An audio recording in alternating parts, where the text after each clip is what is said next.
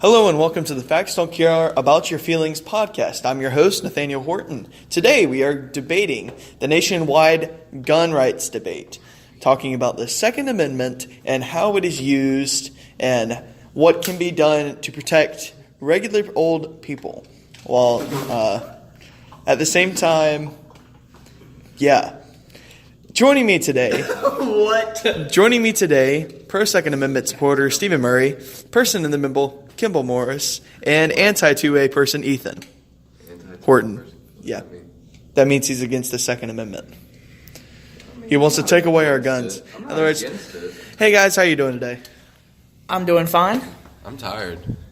I'm ready to debate. Awesome. That's exactly what I wanted to see.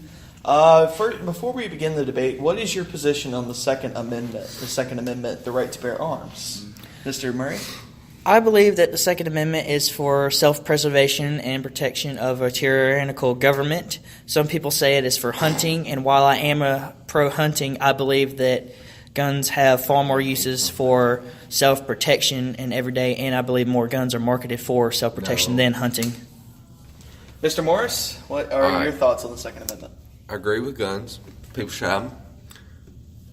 I do believe there should be some guns regular citizens should not own. And there should be more extensive background checks. All right, Mr. Horton? Stephen, let me ask you a question. No. State your thing first. Oh, okay.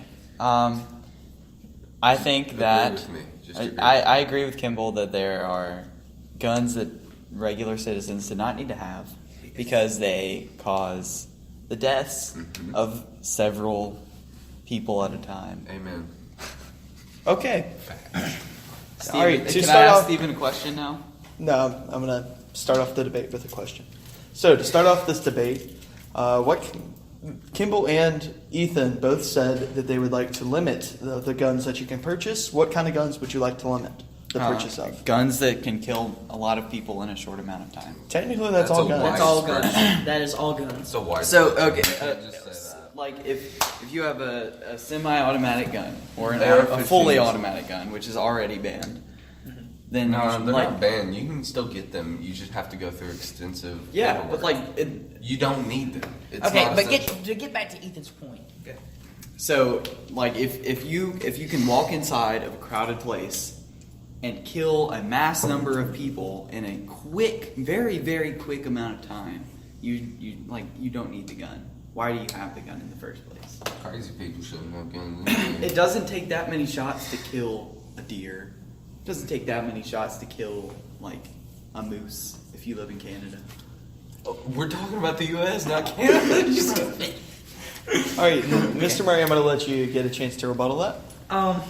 As far as the ability to kill people very quickly, I mean, that's a very wide range of guns, and that's just not even semi-automatic guns. Lever-action guns require you to actually pull down the lever and bring it back up to you. But who knows how to quickly do that? There are millions of people that participate in shooting competitions, and they are speed shooters, and their whole purpose is to limit the amount of time it takes to get off 30 rounds of shots on target. I mean, it's a sport. Those aren't the kind of people that go and shoot up places. So regular people don't know how to do what they do with, like, the fast firing. Nobody knows That's that. right. Regular people don't know how to do that. That's right, but They can the learn, whole point... but regular people don't know how to do that. But that's not all people. You have to realize there are millions and millions of gun owners in America, and if we were the legal gun owners, mind you, if we were the problem, I believe that somebody would know it. So, Ethan, do you have a response? I'd just like to ask him a question. Okay. When was the last time you used any of your guns for self-protection? when was the last time I used my gun for self-protection? That's exactly what I asked. I thank God every day that I don't have to, and I pray that I won't ever have to in my life. Okay. But if I have to... So if you believe that, why do you have, like, 25 guns at your house? He doesn't. He's got, what is it, 15? 15 guns? No. Why do you have 15 guns? Are you going to be able to... If the government's coming to your house, right? Okay, Right, first of all... the government is coming to your house unless you did something wrong anyways. First of all, it's none of your business how many guns I have. That is not your right to have. I have the right to own as many guns as I want to, or buy as many as I want to in the store and take them out. Okay. I have that right. That's fine. As far as to get back to your question, you said, why do I need that many? Or Like, when was the last time I had to use it for self-protection? when was the last time you had to use it for self-protection? We actually talked about this. I would actually like to train myself to be a better response for self-protection of not just myself but my family. But you're not a police officer. You know, On occasion, I do watch tactical videos and stuff on how to sweep your house effectively in the event that someone is breaking in your house, or just for the mere fact of drawing a firearm on somebody who might be trying to do damage in public, such as at a restaurant, But like you're you not talked allowed- about. unless they're pointing the gun at you or about to harm you, you're not allowed to do anything, right? Right? Because then that's vigilantism, right? Something like that. Yeah, something like that.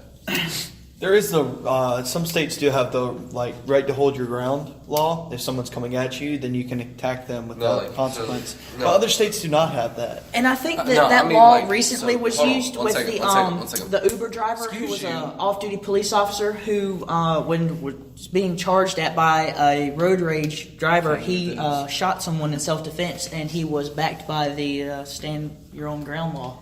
But, alright, so I don't think that, alright, so say somebody is getting mugged in an alley, you're not allowed to go do anything about it, are you? Because then that's vigilante. If someone else's life is threatened, then you should have the right to protect them. But do you? Do you right now? Do you right now have that right? Yes or no? I cannot safely answer that question because Look it I up. do not have it. Look it up. All right, while Stephen is looking that up, let's move on to a kind of a reason why people are kind of upset about guns in today's modern society. Well, that's 'cause Recently- people don't know nothing about them. Recently, people have been angry about guns because of their use in school shootings, especially the weapon known as the AR-15. And the Supreme Court recently ruled that the AR-15 is not a weapon of war and can be bought by civilians. Why? The question I have for you is, what would you do? How would you change that ruling, the Supreme Court ruling, and why?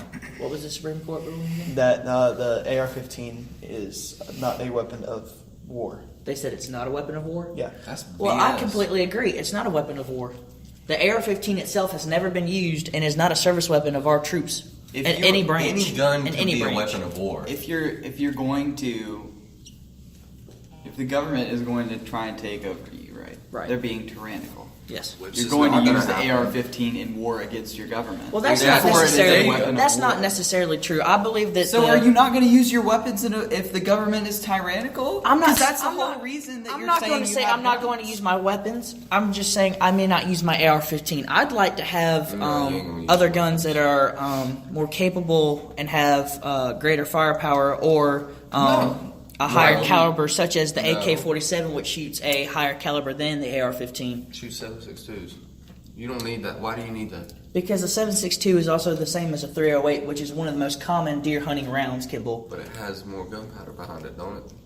Yes, but it's a common deer hunting round, Kimball. They don't just stop selling 308 rounds, regardless if they have a They shoot what looks 7.62 like a with military gun to most people, regardless of if it shoots. Gun. I'm gonna be honest. It looks like a terrorist gun.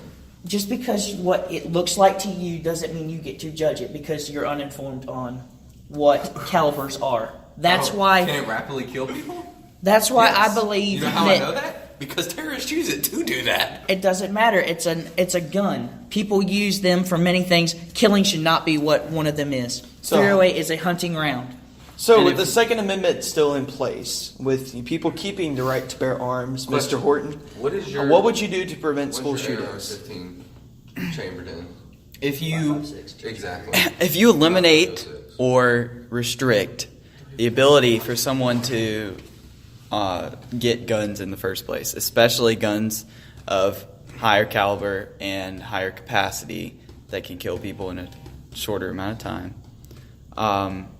If you restrict that, then there's going to be less deaths overall in All right, school shootings. without or- changing anything about the Second Amendment, what would you do to prevent school shootings?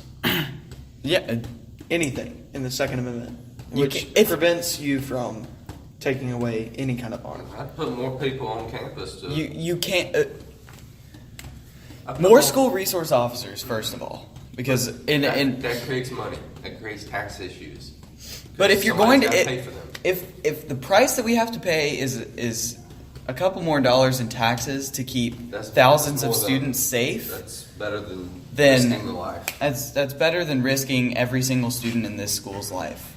Because right now we're all. I mean, the police or the school officers that we got. School resource officers. Yeah, them that we got right now. If somebody comes up to shoot up this school, they ain't gonna do squat.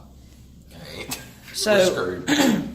To piggyback off of Kimball, so he's not someone I would consider to be pro 2A, yet he believes that even though most anti-pro 2 people consider the police officers as the people that should be protecting us, and he just said that police officers are not going to protect us. So I think that a solution to that would be perhaps having teachers armed. And the reason I say that is not for the fact that SR, school resource officers, can't do their job. It's that I worry with the scenario that someone has brought a pistol into campus and they start the shooting within the classroom. I think that if someone pulls out the pistol, that the teacher should be able to go to their desk or somewhere that they have the gun locked up, draw their weapon, and save at least 30 children in every classroom just because one student has pulled out the gun. There's at least 30 students in every classroom around this school. It varies, yes, but if someone pulls out a concealed weapon, a weapon that is easily concealed, even a Henry lever action mare's leg, which is considered a pistol. It's considered a pistol, and it's less. It's not even as long as my arm, and some people, and it's regulated as a pistol, and therefore it can be concealed carried. So if school shooters obviously are not going to be 21, so they're not even concealed carrying legally. So therefore, it's a whole situation of the fact that. You've just got to be prepared for every scenario, and I don't believe that just school resource officers being armed is a solution to be prepared for every scenario. I disagree. Right, we only have a few minutes left. Let me disagree with him real quick. All right, so I disagree because of this reason. Teachers today are under a lot of stress from students because students are rude. Let's be honest, students are rude. I believe that teachers should not own the guns and keep them in the classroom. Because what if they're having a bad day and they break? Like, they just break. What are you going to do? What if the teacher starts shooting up the school? So you're scared that someone else who what if might the be... student breaks into the desk and steals the gun? No. If you're going to carry a gun, you should always carry it on your person. Well, you suggested keeping... Yeah, you said keep it in the desk. Well... Yes, what you said. Yes, that is what I said, but I said locked. And all right, the student, so what? Bad people are going to do bad things. The teacher should not have to disclose to a student if they have a firearm locked up in their classroom or on their person. Look, and locks are for honest Kimball. people. Locks ain't going to stop Of nobody. course, locks are for honest people. But what stops a student from figuring out how a police officer's holster works and disarming the officer? All right. They wouldn't even have to bring a firearm into the school. They could disarm a police officer. The police officer has more weapons than just a gun. Obviously, they have that. But if they think about it, in the worst possible scenario, they manage to disarm the officer, shoot that officer, and then they're, like at the cafeteria, when we pass at the attendance, think about how many students are in that cafeteria. And they have, just 9 bullets? No, well, it's a Glock. Let's say a Glock. 17 rounds of 9 millimeter. So think about it. That's 120 grain bullet flying at you. That's going to do some damage. That's going to do damage. It'll kill one per bullet at least if they hit them right. All right, I'd like to. There's actually more like safe spots that you can get hit than fatal spots. All right, and that's it for part 1 of this discussion. Check back for part 2. We'll be coming right at you. This has been the Facts Don't Care About Your Feelings podcast alongside Stephen Murray, Kimball Morris, and Ethan Horton. I'm Nathaniel Horton. Thank you very much for viewing. Remember to like and subscribe, and we'll see you in part 2.